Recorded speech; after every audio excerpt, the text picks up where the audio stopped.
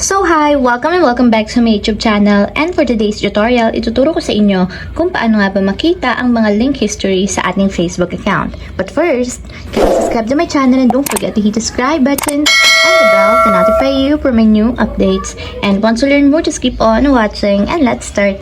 So ayan guys, for today's video, i-open lang natin ang ating Facebook account or yung ating Facebook app.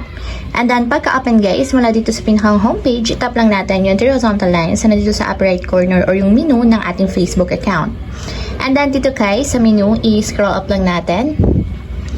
And then tap nyo dito yung settings and privacy. And then dito sa settings and privacy, i-scroll up lang natin. And dito guys, makikita nyo na yung link history. So ito tap lang natin. And dito, lalabas na yung mga link na na-open natin through Facebook. So, lalabas dito lahat ng mga link na na-open natin. And dito nyo rin guys, pwedeng i-clear all yung mga link history na na-visit ninyo recently. So, tap natin yung clear all.